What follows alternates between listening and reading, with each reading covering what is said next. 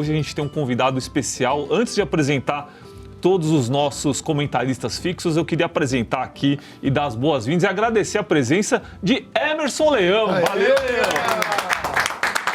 Um dos maiores personagens da história do futebol brasileiro está aqui com a gente. Leão, obrigado aí, valeu pelo aceitar o convite, né? Obrigado por vocês me convidarem.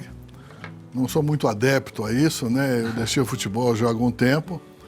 E eu diria que estou até com um pouco de dificuldade para falar de futebol. É mesmo? Mas tem muita história para contar. Mas eu não gosto de contar todas. Algumas tem que guardar. Algumas tem que deixar A lá. realidade é que é um prazer estar aqui, principalmente com os meus amigos, né? E esperamos que o futuro nos traga um pouco de felicidade. Porque nós, brasileiros, já estamos sem felicidade no esporte e no futebol há muitos e muitos e muitos anos. É isso aí, então a gente vai falar bastante aí, não só de futebol atual, mas vamos abordar bastante a carreira do Leão, né? Essas fotos aí que estão passando aí, né? Muita história para contar. Aliás, o Loevelin que fez a ponte aí, né, Loevelin, para trazer o Leão. Boa tarde. Boa tarde, não. Primeiro, assim, É o nosso pra mim, pedreiro. eu sempre digo, já disse isso aí pra ele, né? Porque o Leão é meu grande ídolo de infância, né? Nunca neguei. Eu lembro do antigo Parque Antártica, meu pai me levando, eu com 10, 12 anos. Ah, você é palmeirense? Não. Aqui, ó, Japão, é minha descendência. É minha descendência. Você tem as fotos dele lá da propaganda de cueca no seu quarto. Não, isso aí eu vou falar pra você onde está essa foto de cueca. Não. Então, assim, pra mim, né, que eu lembro daquele Parque Antártica, daquele uniforme, falei pra ele, inclusive hoje, aquela camisa azul, com aquele calção verde e branco, né? E depois eu tive a honra, não pude apitar jogos do Leão em função da gerações diferentes, mas eu tive a honra de dividir o campo com o Leão, eu como árbitro, ele como treinador, e pasmem, né? Porque nunca tivemos nenhum tipo, e é verdade, pode desmentir. Havia um respeito muito grande, um limite. Eu não entrava no espaço do Leão como treinador, ele respeitava o meu trabalho, então apesar o pessoal, Leão é isso. Não, com o Loevelin não há nada que eu possa dizer. E hoje eu tenho a honra de poder chamar de amigo, para mim é um prazer muito grande, foi uma coisa natural, então para mim o Leão tá aqui realmente é uma tarde mais especial. E o legal disso é que ele perdoou todas as vezes que você roubou o time dele, né? Eu vou ter que contar uma passagem dele aqui em Campos do Jordão. Eu vou contar aquela passagem aqui hoje, Leão. É o quê? Que você foi fazer palestra para os árbitros em Campos do Jordão. Aquela eu preciso contar. Então conta agora, já. Então vamos lá. Eu não sei qual é. O Leão estava no Santos, né? Ele é treinador do Santos. E o Renato Duprá era o presidente do Santos. E tinha havido um problema muito sério do Leão com um assistente chamado Walter José dos Reis. Ah, é verdade. Né? Eu lembro. Isso ficou famoso. E aí, na manhã, chamaram a gente, todo mundo reunido. O Leão vai vir aqui à tarde, eu quero respeito. Né? O Gustavo Caetano Rogério, que Deus o tenha, falando, né? Nós temos que melhorar o Caetano. Então, nós temos que melhorar a situação com o Leão, do que aconteceu com ele, com o Walter, não tem cabimento, e blá, blá, blá. Ficou, mas foi parecia pai puxando ele de filho. Beleza. Aí, de repente, pousa o helicóptero da Unicor, né? O Renato Duprá trazendo o Leão, tal, boa tarde, todo mundo trabalhava no jogo do Leão, e aí o Leão vai, tal, e faz uma palestra, conversou com a gente, mais sobre relacionamento, como é que ele vê a arbitragem e tal, e deu uma amenizada no negócio. Aí quando terminou, tinha a imprensa lá, óbvio, né? O Leão tava lá, então a imprensa foi entrevistar o Leão. Aí você lembra, Leão, que você falou, não? Não lembro. Aí o repórter chegou e falou assim, ô Leão, tudo bem? Você veio falar com os árbitros aqui? O que você veio falar com os árbitros? Não, eu vim ensinar pros árbitros aqui. Os caras ficaram putos da vida. Aí o Gustavo, calma, cacete, nós ouvimos o cara 2 horas aqui, batendo, acalmando, ele veio falar aqui, veio ensinar pra gente. Mas foi uma tarde legal, viu, Leão? Não, pra mim não foi muito legal. Primeiro que eu tenho medo de helicóptero. Segundo, pra descer naquele lugar... Era difícil. Daquele hotel, né? Vila Inglesa. Deram umas voltas lá e tal, chegamos. Mas nós conversamos numa boa, não teve interferência nenhuma, nada. Você vê que eu até nem me lembro que eu tinha dito isso. Logicamente, eu não vou ensinar os árbitros, porque eu era, naquela oportunidade, conhecedor das regras. E eu obedecia às regras. E usava as regras ao meu favor. Isso é importante. Entendeu? Usava as regras. Até um ex-árbitro que trabalhou comigo, ele sempre falava, quando eu vou apitar jogo que tem o Leão, eu preciso prestar atenção na regra. Porque ele usa a regra mesmo. A seu favor. Falo sempre aqui para ele que o cara bom usa. Tá mas essa era uma realidade. Aí eu comecei a criar alguns fatores que poderia me ajudar. Por exemplo, ontem, eu vi hoje de manhã, porque eu não assisto assim, eu vi hoje de manhã um gol que tomou, qual time que tomou? Perdeu, acho que foi o Flamengo. 2-0 pro Vitória. Isso, foi um terceiro gol, não teve um terceiro gol no final, que foi anulado? Ah, não, foi Chapecoense e Botafogo. Foi o gol da Então, Chapecoense isso, anulado. foi. Todo mundo, não estava impedido. Se nós levarmos considerar que o goleiro estava para lá e só tinha um back, Não tinha um goleiro. é impedido. Só. É impedido. Tanto é que quando eu combinei com o Luiz Pereira, por sinal, o maior back central que eu vi jogar no mundo, 2. eu falei, Luiz, tem uns caras que bate falta bem, tem hora que não dá para chegar na bola. Então nós vamos fazer o seguinte, você vai ficar atrás da barreira, perto, embaixo do pau, e tudo que for por cima, responsabilidade sua. Porque você é um negrão forte, alto, e você tem boa impulsão. Então você cabeceia fácil. Combinado? Combinado. Agora, do meio para cá, não se meta. É comigo mesmo. Conclusão. Ele quase, logo no começo, quase ele me matou do coração. Jogaram a bola por cima, em vez de ele cabecear, ele dominou lá no peito, saiu jogando. Que era ruim demais. Ele era ruim, né? Categoria. Eu falei, Luiz, não faz isso mais não, que você matou do Sai daqui, coração. vai ficar na barreira. Aí, quantas vezes eu adiantei, Boa. quantas vezes que é o meu, me desculpe que isso vocês não me Tá pediram, mas acostumado eu com tô... o Milton já. Mas eu não tô acostumado, desculpe. É isso. Aí, então é o seguinte, como eu usava? Eu ficava e os caras começaram a ficar na frente do Luiz Pereira. Eu falei, nossa, é tudo que eu quero. Conclusão, o juiz apitava, eu dava 2 passos para frente. Está impedido. Pedido. Está impedido. É a regra que manda. O bandeirinha, mas antes eu passava pelo bandeirinha, presta atenção nas faltas que eles vão ficar impedidos. Já avisava pra alertar. Já avisava Olha aí, lá. Sagaz. Estou ajudando. Né? Tá, claro. Enfim, essas coisas você tem que ter na sua observação para você prosperar, para você ser diferente, né? Obviamente, erro todos nós cometemos. É lógico. E tem alguns erros que eu andei estudando depois, que alguns árbitros erravam sempre para o mesmo time, quanto o Palmeiras. E era... Não Não era eu. Não tem jogo dele, eu acabei de falar aqui, ô. Não é como Não técnico. era, não. E eu comecei técnico. a procurar, o Palmeiras nunca ganhava com ele apitando. Parece o Wilton Sampaio. Aí não, era mais lá em cima. Não, mas... não, o problema era da a cúpula. É da cúpula lá, eram os melhores. Até hoje ele acha que ele é o melhor. Bom, enfim. Então você usava as coisas e por isso eu não tinha problema nenhum. Só que depois, no primeiro jogo que nós fomos fazer, lembra, mano? Depois da palestra que eu fui convidado por eles, né? Tinha o Bandeirinha, como é que chamava? Walter José dos Reis. O Walter José. Aí o que acontece? E ele começou a bandeirar o impedimento e tal. Aí eu falei, vem cá, você é biônico, é? Você enxerga tudo? E não sei o quê. Aí o apelido dele começou a chamar o biônico. Quem chegava demais. Chegava demais, pô. Mas não teve interferência nenhuma, nem atrito nenhum, muito pelo contrário. Eu tive atrito com alguns árbitros que quiseram levar vantagem e levaram vantagem, porque eles eram a autoridade máxima, né? E o que acontece?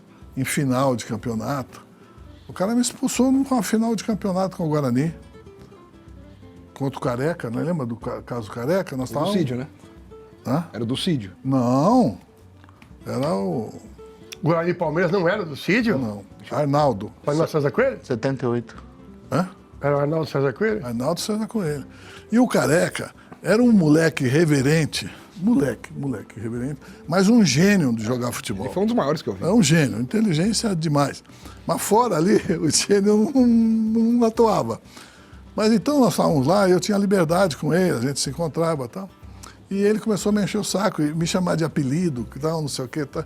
Aí ele veio em cima de mim, verdade isso. Eu fiz assim, não enche o saco, Careca. Eu fiz assim, ele se atirou no chão. O cara me expulsou.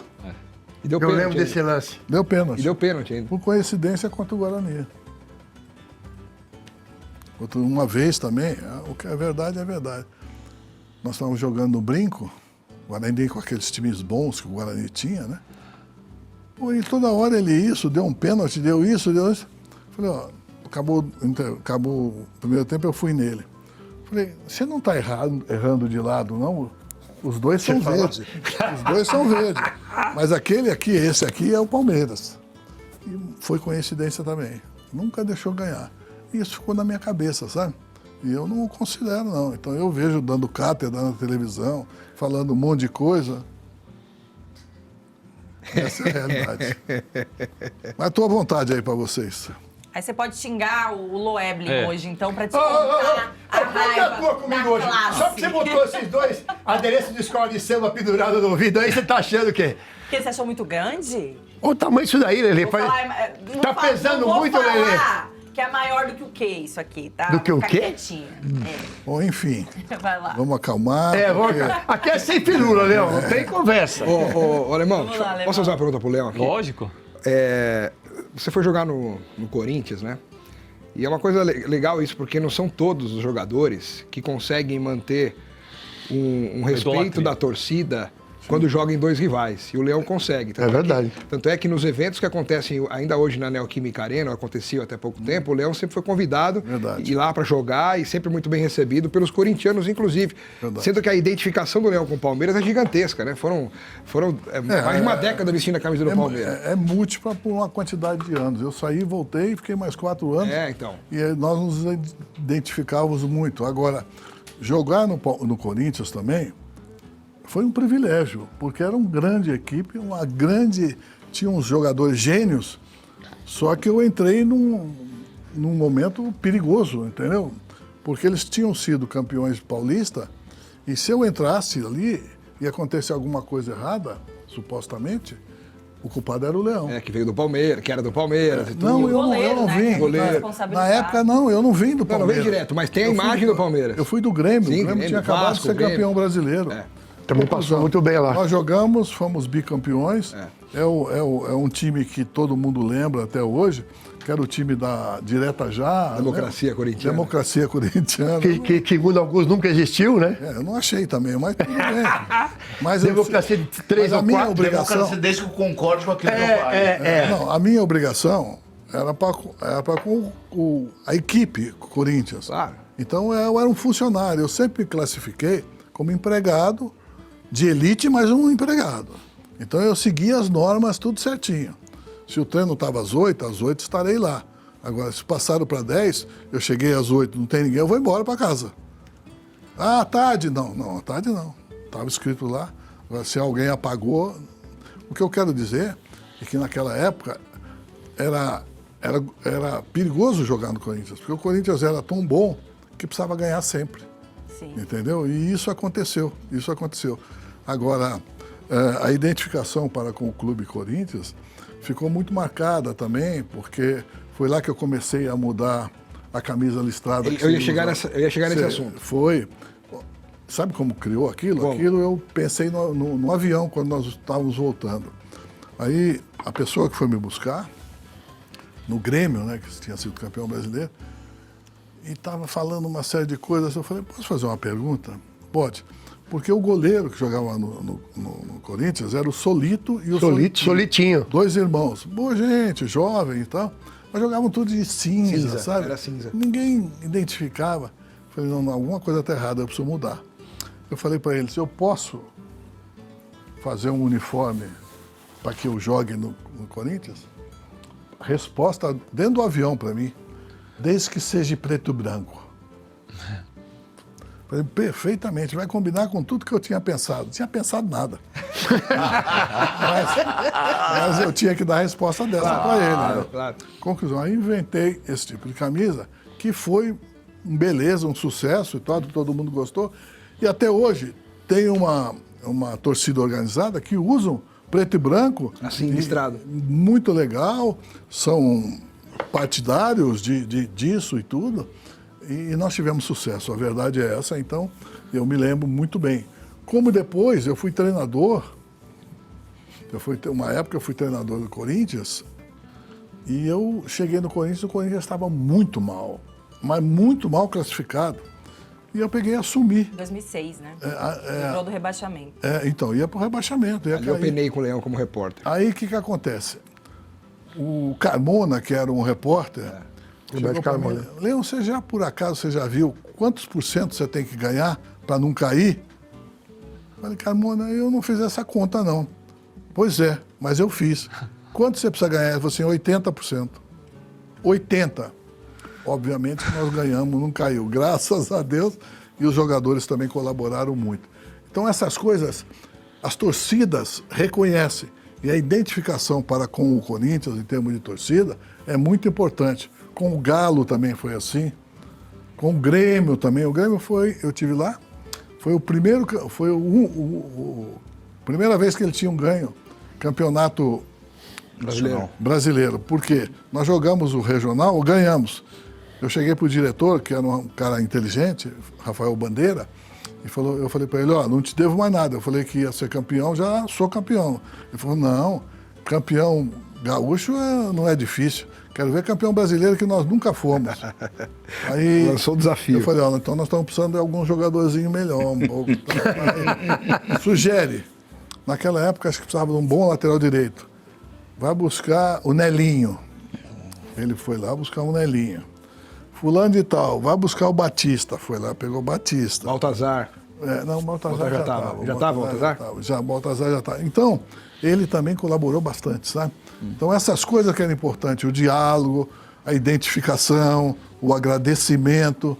E o sucesso dessa camisa zebrada no Corinthians foi tão grande que quando ele foi no ano seguinte para o Palmeiras, É verdade. ele quis manter a zebrada do Virou Corinthians. uma marca, né, Virou uma Leão? marca do Leão, a zebrada verde e branca, que é essa que eu tô vestindo em homenagem ao Leão hoje aqui, porque a gente sabia que ele viria. Lindíssima camisa e virou, como o Feliz, uma marca. Agora, retornando ao Corinthians, o senhor foi...